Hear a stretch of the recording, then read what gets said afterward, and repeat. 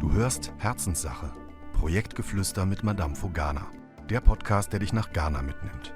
Christine und Bettina erzählen bewegende Geschichten, plaudern aus dem Nähkästchen und teilen persönliche Erfahrungen. Komm mit auf diese besondere Reise. Los geht's!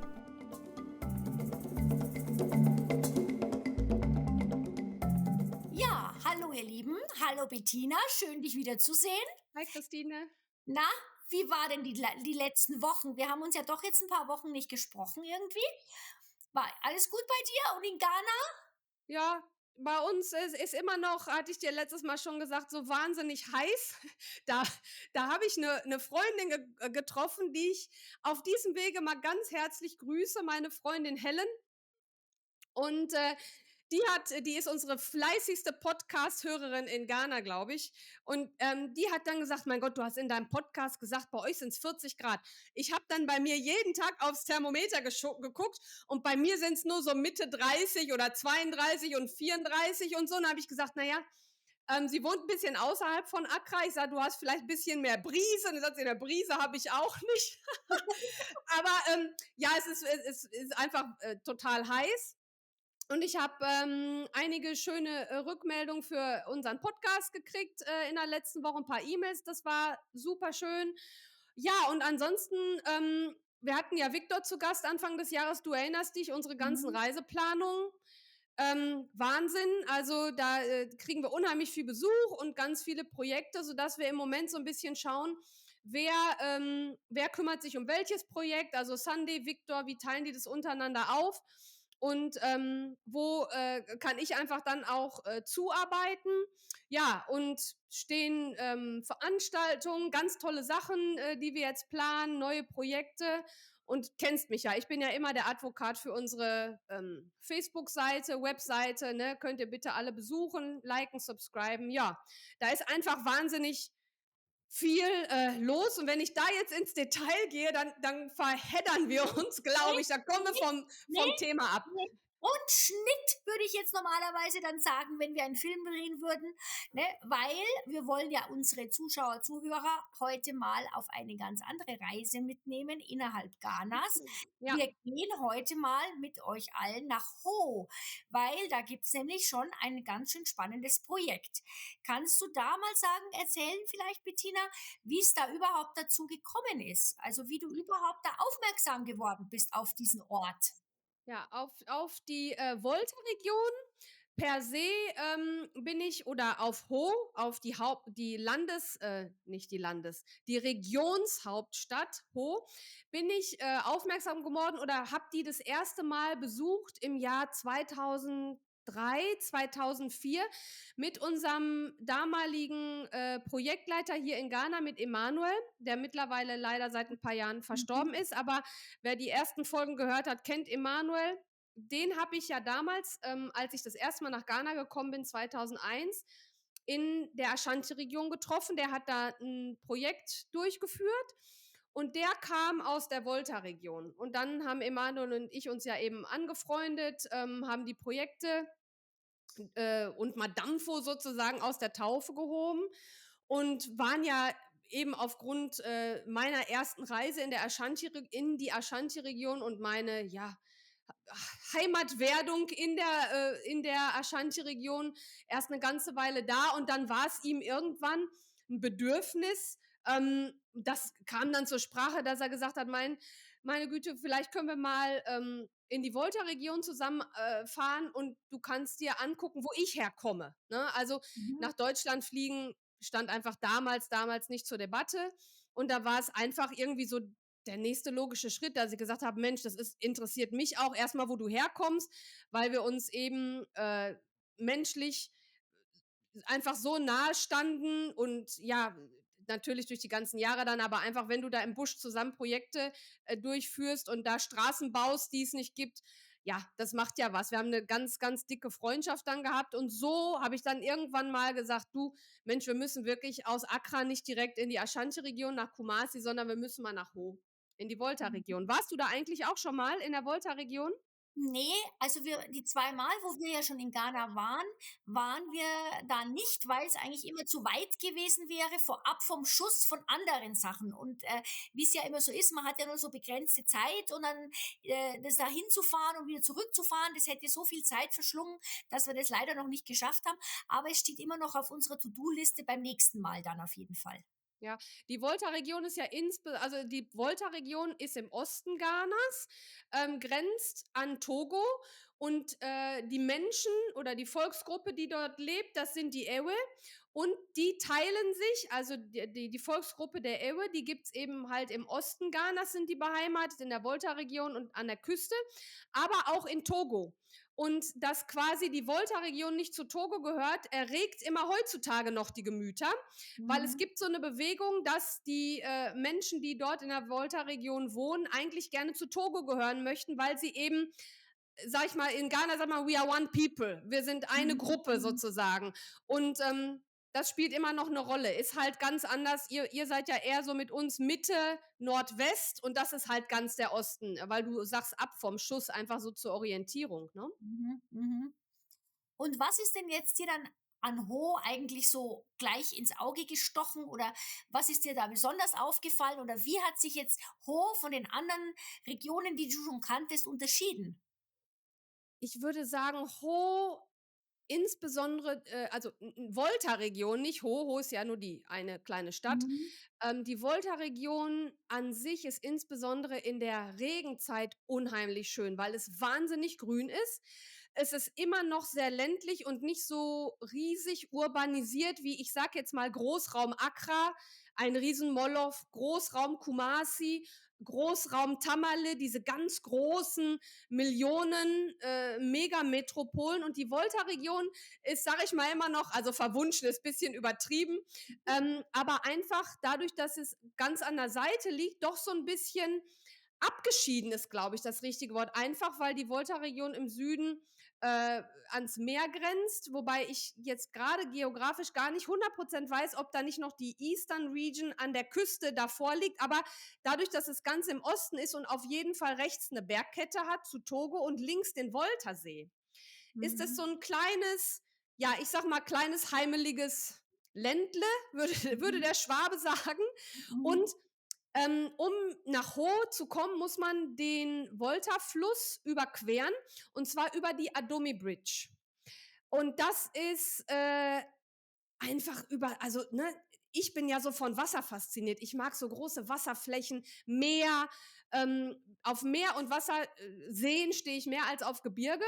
Und Mhm. da fährt man über diese Brücke drüber und sieht rechts und links eben diesen massiven, breiten Strom, kann man sagen. Und fährt dann quasi so ein bisschen in so eine hügelige, unheimlich grüne Landschaft.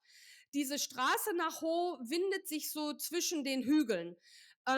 Und unterwegs fährt man immer wieder durch so kleinere Dörfer.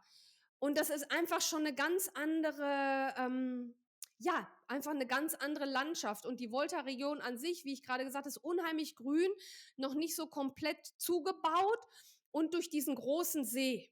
Kannst du dir Mhm. vorstellen, weißt du, einfach durch diesen riesengroßen See, der Volta-See. Weißt du was über den? Über den Volta-See? Was halt eben wahnsinnig riesig ist, ja. Und was halt die Frage, die sich mir immer gleich stellt, ist dann, ja, wenn es da ja grüner ist, geht es den Leuten dann da auch ein bisschen besser? Weil gibt es da dann mehr Landwirtschaft oder können die sich da mehr eben mit Agrarsachen besser versorgen, als es jetzt in anderen Regionen ist? Also, das würde ich aus meiner Perspektive schon sagen, Mhm. wobei in Ghana die meisten oder viele Leute einfach Farmer sind. Also, wie du sagst, Landwirtschaft Ja. ist ja so ein Mhm. großes Wort, ne? Also, die machen das Ja. für sich selber oder dann für den kleineren Marktverkauf. Also, das findest du da natürlich schon. Wobei besser ist jetzt eben auch nicht der Fall. Deswegen sind wir ja dann mal also auf dieses Projekt gekommen, aber noch kurz zum Voltasee, bevor wir dann vielleicht mal eintauchen, was Emanuel mir da alles gezeigt hat. Der Voltasee ist wirklich der größte menschengemachte See der Erde. Mhm. Der staut, also der See staut natürlich nichts auf, das habe ich jetzt falsch ausgedrückt.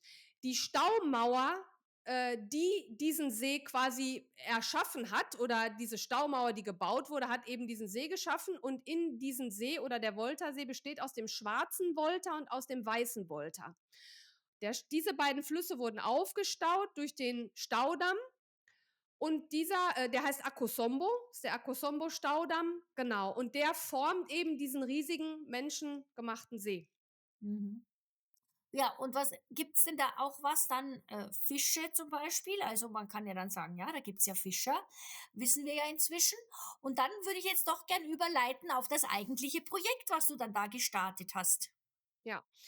Also, wo du sagst Fischer, klar gibt's da Fische. Es gibt sogar einen, also ich bin ja Vegetarier und esse weder Fisch noch Fleisch, aber es gibt einen, habe ich mir sagen lassen, für jeden Fischliebhaber.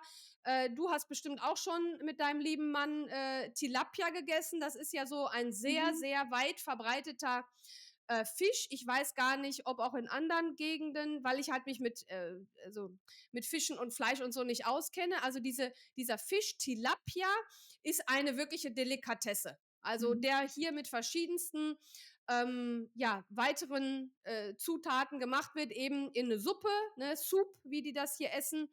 Und dann eben mit Banku, also Banku und Tilapia. Es gibt auch, glaube ich, in Fufu, in die Suppe, machen sie auch rein. Also dieser Fisch ist eigentlich, ja, um den kreist ein bisschen unser Projekt. Mhm. Weil du bist auf das Projekt denn eigentlich wie gestoßen? Wir haben eben Emanuel und ich, also ich habe Emanuel besucht in der Volta-Region, in seinem Heimatort Ho.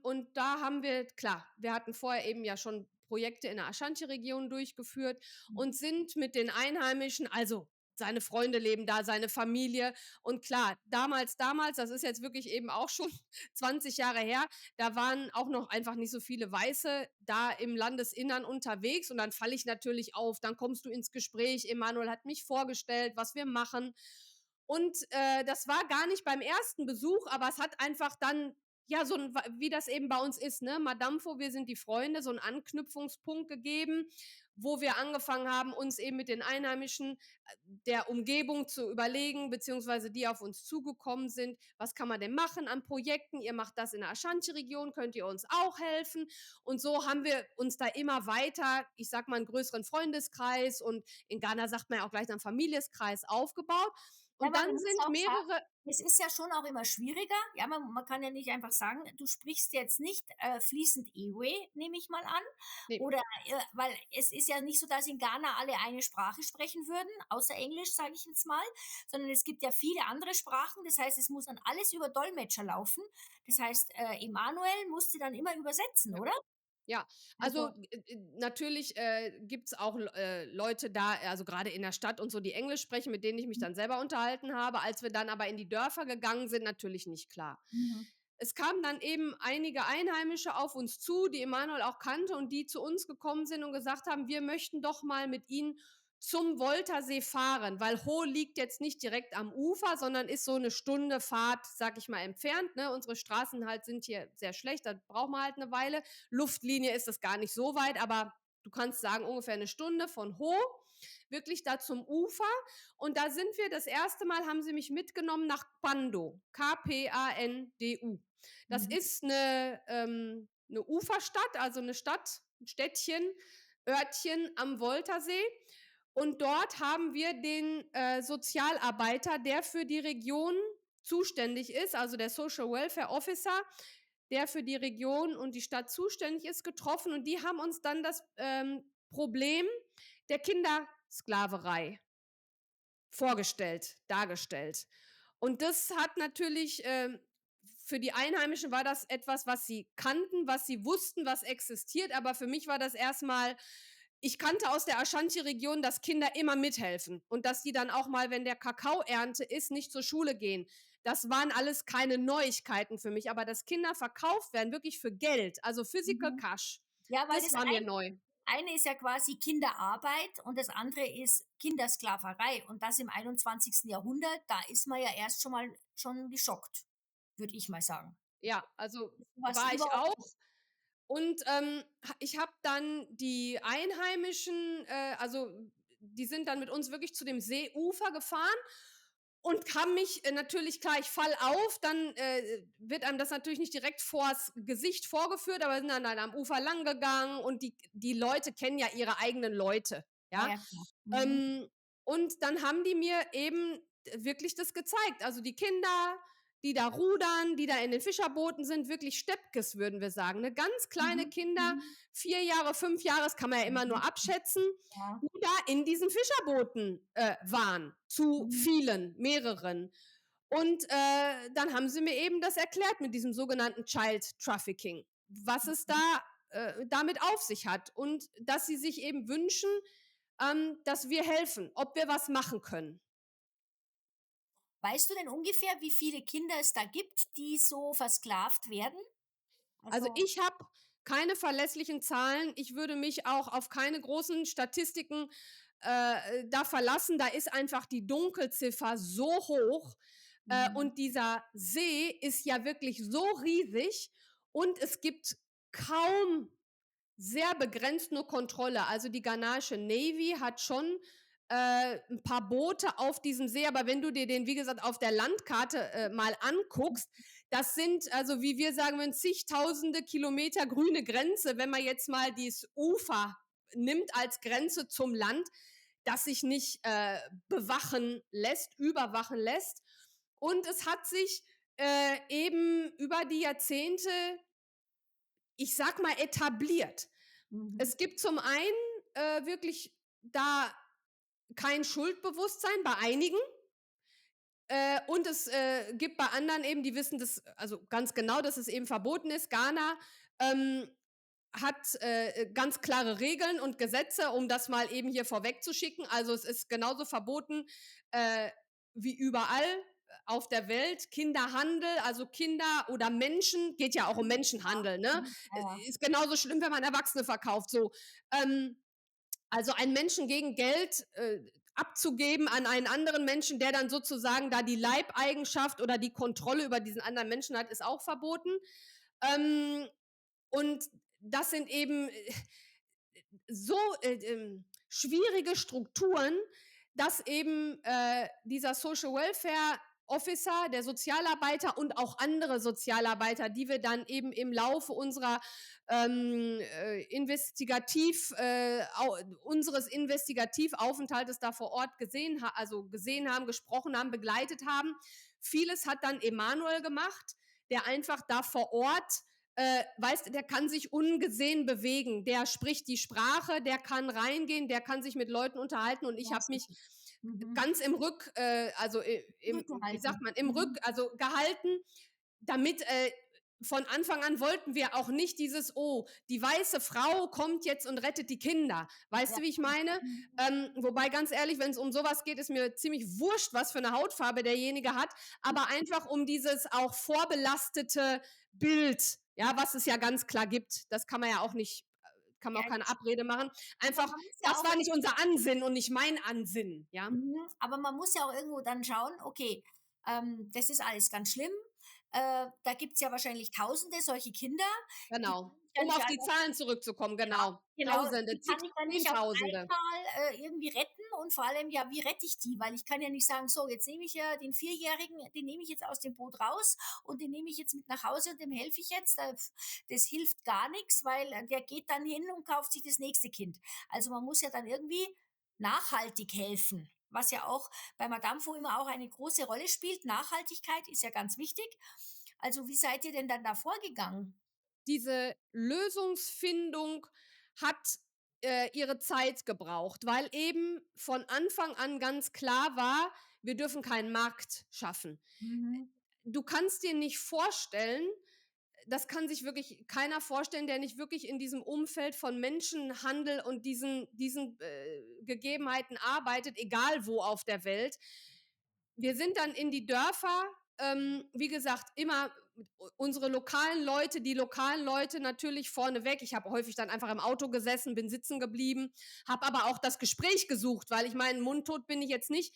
Und sie haben uns dann einfach erzählt, dass eine bestimmte Anzahl Kinder eben den Außenbootmotor ersetzt, ganz klar. Also wir nennen es jetzt mal wirtschaftliche Gründe, so schlimm das in diesem Zusammenhang ist, aber einfach wirtschaftliche Gründe. Kinder sind billiger als Diesel und so weiter, billiger als ein Motor, das ist das eine.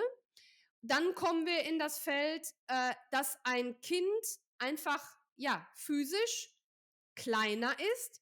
Das heißt, die kleinen Händchen kommen einfacher in Netze rein, kommen einfacher an Dinge rein, haben Zugang, wo einfach so eine große Hand, eine Erwachsenenhand, nicht ran und reinkommt.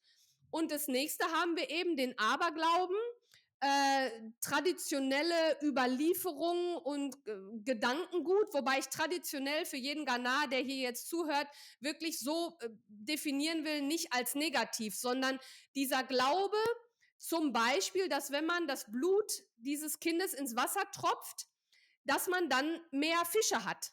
Ja, das hat man, weil die kommen natürlich nach oben, weil die Fische sind Fleischfresser und die das Blut im Wasser riechen. Ja, also ich kenne mich jetzt mit dieser Physiologie der Tilapia nicht aus, aber das ist ja, also da erzähle ich jetzt auch nichts Neues. Genau, also diese Dinge werden gemacht, immer noch wurden gemacht. Und das ist erstmal was du verdauen musst. Also da habe ich wirklich monatelang schwer dran zu knabbern gehabt. Du gehst auch in die Dörfer, siehst die Kinder und kannst die eben nicht mitnehmen. Ja, ist klar. Aus rechtlichen Gründen natürlich nicht, aber damals war ich Gott sei Dank noch nicht Mama. Also wenn man einfach Mama-Hormone hat, das ist einfach nochmal was anderes. Ich bin dann da rein, habe einfach auch, gut war wirklich, dass die Regierung ja mit dabei war, Regierung im Sinne von den Angestellten, von der ghanaischen Regierung Angestellten. Arbeitern, ja, Sozialarbeitern, die einfach da immer die Federführung hatten. Wie gesagt, nicht, wir gehen dahin und retten die Kinder gegen Recht und Gesetz. Aber selbst für die, also die haben dann teilweise, die dürfen natürlich so ein Kind rechtlich von A nach B bewegen. Ja, das dürfen wir nicht, das ist ja nicht mein Kind. Und die Sozialarbeiter haben mir oft erzählt, die haben dann so Härtefälle wirklich, wo die abgemagert sind und so weiter, einfach mit nach Hause genommen. Dieser Sozialarbeiter hat mir gesagt, er hat so oft Kinder mitgebracht, dass seine Frau sich schon trennen wollte, weil er ständig andere Kinder mit nach Hause gebracht hat und die selber, ich sag mal, genug Schwierigkeiten hatten, ihre eigene Familie zu versorgen. Ja, also diese Entwicklung des Projektes und wie wir es angehen, hat gedauert. Und dann stelle ich mir halt auch vor, dass wenn man dann was ändern will, dass es ja dann immer noch die gibt, die sagen, ja, das haben wir ja schon die letzten 25 Jahre so gemacht, das wird jetzt die nächsten 25 Jahre noch genauso gehen. Was willst da du jetzt mit einem neuen Vorschlag? Absolut. Das ist wie bei uns zu Hause in Deutschland, das gibt es hier auch, ne? Ich sage immer, ne, die ganzen alten und eben auch wirklich diese traditionell in diesen Menschen verankerter Glaube an bestimmte Dinge, der einfach, ja, in diesem Fall wirklich absolut abwegig ist und nichts mit persönlicher Freiheit zu tun hat, sondern ich nehme die Freiheit eines anderen Menschen, um mir das dann anzueignen. Also eine Ursache ist wirklich die Armut, ja, die Armut, wenn wir uns jetzt über die Armut hier unterhalten wollen, wird das ein eigener vierfolgiger Podcast, aber wir lassen dieses Wort jetzt einfach mal stehen und wahrscheinlich hat jeder unserer Zuhörer und Zuschauer da eine andere Vorstellung, aber ich denke, wir können uns auf diese Basis einigen, dass einfach nicht genug Ressourcen da sind, um ein einigermaßen stabiles Leben zu führen, ja, weil sie zu viele Kinder haben, die sie alle nicht ernähren können. Auch da gehe ich jetzt nicht ins Detail, warum das so ist, weil natürlich, warum machen die keine Familienplanung? Da gehe ich jetzt alles nicht drauf ein. Wir hangeln uns jetzt mal an den Gegebenheiten entlang. Ja, ja, Christine. Also wie viel Zeit ist denn da vergangen? Kannst du es ungefähr sagen von dem Zeitpunkt, wo du sagst, so, jetzt habe ich das erste Mal, bin ich mit Emanuel in die Volta-Region gefahren, bis zu dem Termin, wo du gesagt hast, so, also jetzt, da machen wir jetzt was und das schaut jetzt so und so aus. Das sind schon mehrere Jahre. Also bei unseren ersten Besuchen, wie gesagt, ist das auch nicht zur Sprache gekommen, weil die Menschen mich auch erstmal kennenlernen mussten. Das ist ja was, wo sie wissen, das ist verboten, das macht vielleicht der Onkel ihres Bruders oder so, da wollen die auch keinen verpfeifen. Klar, ich bringe eine eigene Geschichte mit, die sehen mich und denken, oh, Recht und Gesetz. Weißt wie ich meine? Oh Gott, die verpfeift uns jetzt oder so. Das hat erstmal gedauert, ne? Dass die mich einfach kennengelernt haben. Da hat natürlich auch Emanuel dazu beigetragen, dass da Vertrauen wuchs. Mhm. Ja, und diese ganzen Gespräche, wie auch bei den anderen Projekten, wir haben das ja, glaube ich, mal anhand von einem Wasserprojekt erörtert, wie man sich zusammensetzt, wie man spricht, mit wem man spricht. Das hat einfach unheimlich lange gedauert, weil es klar war, diese Ursache zu bekämpfen. Also ich sage einfach mal, wie es ist. Das gibt und es ist da. Und anscheinend kann noch nicht mal UNICEF das ändern im großen Maße. Dann muss diese Problematik riesig sein. Ne? Also, weil das sind ja auch, da erzähle ich jetzt auch keine Geheimnisse, das ist ja so eine Organisation, die einem am ehesten jetzt einfällt, wo man sagt, Mensch, Mhm. die haben ja sogar, ne, die sitzen in den Vereinten Nationen, die haben Ja. politische Mitsprache, Macht, die haben Personal. Ja, Wenn die dann nichts schaffen, sage ich jetzt mal salopp formuliert, ne? ja. Was sollen wir dann da machen? Aber eben Mhm. unser Ansatz, nicht von oben herab und aus Accra als Hauptstadt da irgendwie regieren zu wollen, hat eben dann folgenden Ansatz, ja, ich sag mal, sich manifestieren lassen. Zum einen müssen wir die Ursache bekämpfen. Ne? Also warum sind die Kinder da? Wer bringt die dahin und warum? Diese sogenannte Armut. Und dann müssen wir natürlich auch gucken, was kann man für die Fischer machen, Dass dass die sie die nicht Kinder nicht brauchen. Ganz genau. Also jeder, der jetzt hier jeder Wirtschaftswissenschaftler, der jetzt hier zuhört, ne, so eine Marktanalyse. Warum, wer, wie, was, wo, wer ist da Mitspieler? Wir haben dann später mal, ich erzähle das aber als Geschichte, weil es total gut reinpasst, was diesen Familien eben erzählt wird. Vielen wird eben das Blaue vom Himmel versprochen. Das sind Menschen, und jeder, der mich kennt, weiß, dass ich Respekt vor jedem habe. Die kleinen, also die Leute im Dorf, die keine Riesenbildung, Universität haben, sind mir genauso recht wie der Bundespräsident oder der Präsident. Da mache ich keinen Unterschied. Aber wir haben dann später auf verschiedensten Wegen das Projekt dann angeleiert. Da können wir uns ja beim nächsten Mal vielleicht unterhalten. Und dann haben wir mal eine Frau, eine Mutter, das werde ich nie vergessen, die hat ihren Sohn im Radio gehört. Wir haben ein Radioprogramm ins Leben gerufen. Erzähle ich später mal mehr zu. So, dieses dann junge Kind, Teenager, Junge, hat eben im Radio erzählt, was ihm widerfahren ist und so weiter und so weiter. Diese lokale Radiosendung hat seine Mutter gehört. Wir haben dann auch Telefonnummern, wo man sich hinwenden kann, ne? Also, dass wir Feedback kriegen.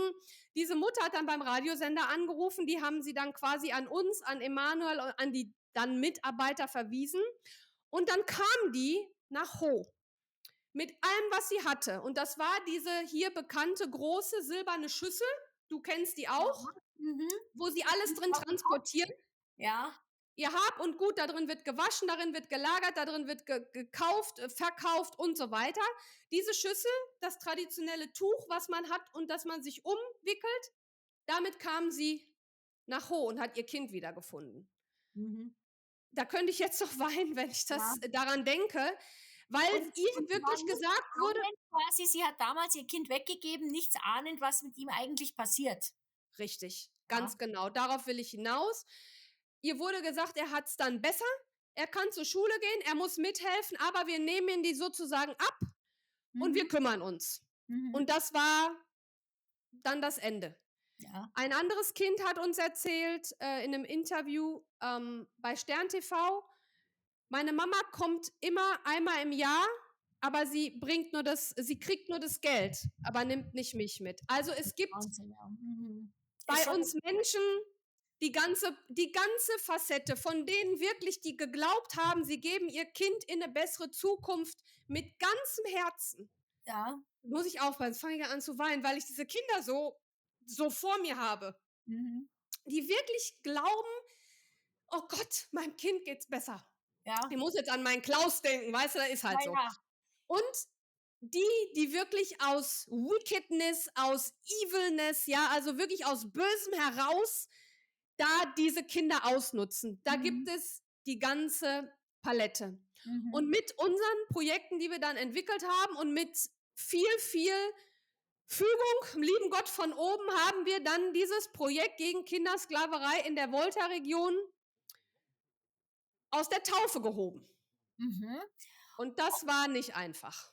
Das war nicht einfach, aber es bleibt total spannend, wie das weitergeht.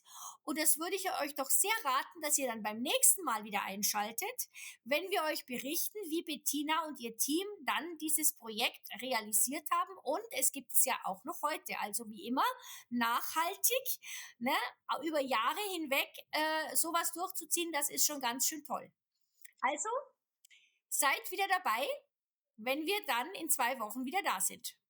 Wir sind definitiv in 2 Wochen wieder da. Wir machen hier weiter. Ich muss jetzt erstmal was trinken, weil ich so angefasst bin. Und wie immer, hört uns, teilt uns, schreibt uns, geht bitte auf die Glocke mit Subscriben. Das hilft uns, damit mehr Leute uns kennenlernen, unsere Projekte kennenlernen. Teilt uns, erzählt euren Freunden, guckt auf Social Media vorbei. Vielen Dank. Ich danke euch. Dank dir, Christine. Ja, ich danke auch dir. Schöne Grüße nach Ghana. Ihr Lieben, macht's gut. Bis zum nächsten Mal. Tschüss. Bis zum nächsten Mal. Ciao.